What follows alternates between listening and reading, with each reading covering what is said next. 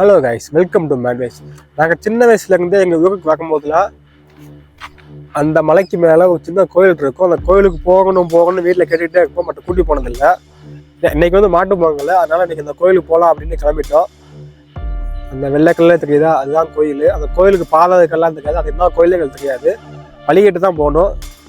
சரி வாங்க போகலாம்.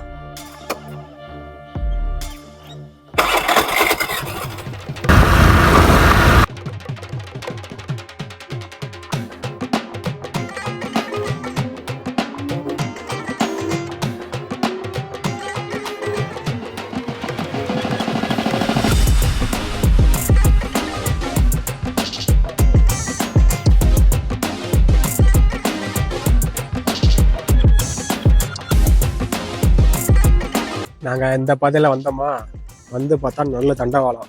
அதனால் போக முடியாது. வண்டியும் இங்கேயே நிப்பாட்டி போட்டும் போக முடியாது.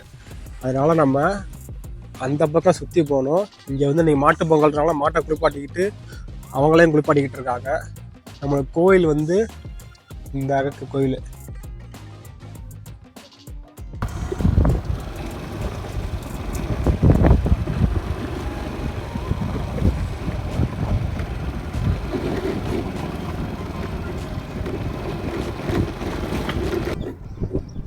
நாங்கள் இன்னும் ஷார்ட்கட் ஒன்று கண்டுபிடிச்சிட்டோம். எப்படி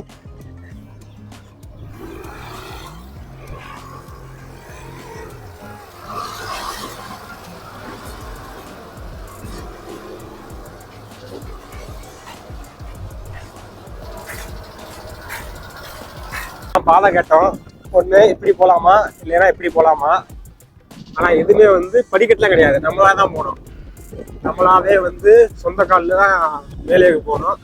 ஆனால் வண்டியை தான் என்ன பண்ணுறதுன்னு தெரியல. சேஃப்டியாக மட்டும் நிப்பாட்டி போட்டுட்டு போவோம். ஏன்னா சுற்று வட்டாரத்தில் வந்து ஆள் நடமாட்டமே கிடையாது. ஆடு மேய்க்கிற ஆட்கள் மட்டும்தான் இருக்காங்க பின்னாடி.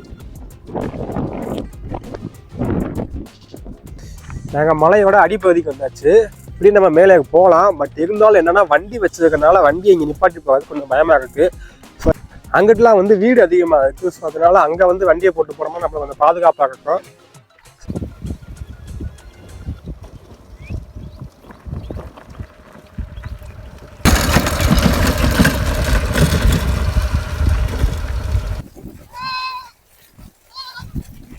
வண்டியை வந்து பாதுகாப்பான இடத்துல போட்டாச்சு. இப்போ நம்மளோட பயணத்தை வந்து தொடங்குவோம். இப்போ நம்மளுக்கு வந்து ஸ்ட்ரெயிட்டாக போனோம்னா ஒரு வேப்பமரம் இருக்கும். அதுலேருந்து மேலே ஏறி நம்ம போகணும். அந்த மலைக்கு ஏறதுக்கு தான் லேண்ட்மார்க் இந்த வேப்பமரம் எத்தாந்து சொன்னாங்க. நான் பக்கத்துலேயும் கேட்டோம், இங்கேருந்து ஏறினா ஈஸியாக போய்க்கலாம் அப்படின்னாங்க. ஏன்னா இங்கே தான் கொஞ்சம் நீட்டான பாதை இருக்குது.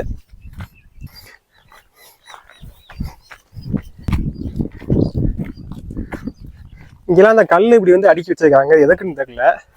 சப்போஸ் உசிலம்பட்டி கேட்காங்க யாராவது அந்த வீடியோ பார்த்தீங்கன்னா கமெண்ட்ல சொல்லுங்கள். எனக்கு வந்து இதுக்கான காரணம் தெரியல. பாதை வந்து ரொம்ப ஸ்லோப்பாக தான் இருக்குது. பட் ஆனால் கஷ்டமாக இல்லை. படிக்கட்டை விட இது கொஞ்சம் ஈஸி தான். இந்த இங்கேயே கூட பாதை போட்டிருக்காங்க முக்கோணம் அப்படின்ட்டு மேலே போகிறதுக்கு பாதை.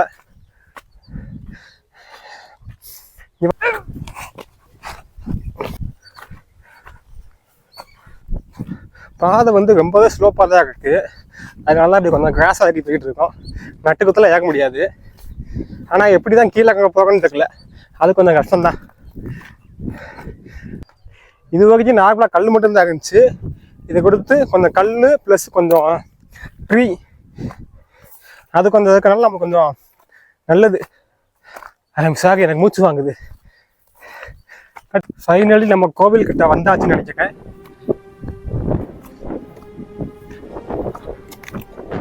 நல்லா பலமாக காத்தடிக்குது, வெயில் அடிக்கல, அதனால தப்பிச்சோம். வெயில் மட்டும் அடிச்சுன்னு வச்சுக்கோங்களேன். கடைசியா யானை மலை போனப்போ அப்படித்தான் வெயில் கொளுத்துச்சு. அதுலேயே நாங்கள் பாதி சொலங்கிட்டோம். இதுதான் அந்த குட்டி சிவன் கோவில். இது வந்து பரமசிவன் கோவில். ஃபைனலி நம்ம வந்துட்டோம். மேலே போய் சாமியை பார்த்துட்டேன், அட்டன்ஸை போட்டுட்டேன். குட்டியுண்டு நந்தி சிலை ஆல்ரெடி இருந்த சிலை வந்து உடஞ்சி போச்சு போல. அதனால புதுசாக வந்து வச்சுருக்காங்க. பட் இதுவும் அழகாக தான் இருக்கு.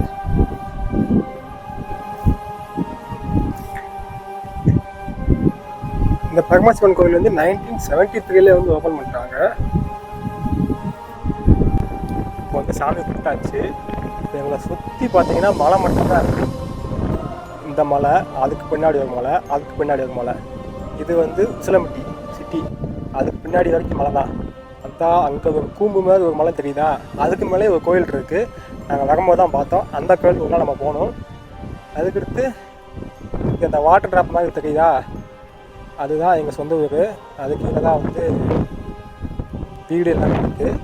இது இந்த கோயில் எங்கே இருக்குன்னா உசிலம்பட்டி டு ஆண்டிப்பட்டி போகிற ரோட்டில் இருக்குது. இங்கிட்டும் பார்த்தீங்கன்னா சுற்றி மலை தான். மலைக்கு பின்னாடி ஒரு மலை, அதுக்கு பின்னாடி ஒரு மலை. செம்ம கிளைமேட்டு, அதே டைம் நல்லா காற்று அடிக்குது. நாங்கள் இப்படியே கொஞ்சம் உட்காந்துட்டு அப்படியே கொஞ்சம் 10 நிமிஷம் தூங்கிட்டு அப்படியே கொஞ்சம் சுற்றி பார்த்து ஃபோட்டோ எடுத்துகிட்டு கிளம்புறோம். இது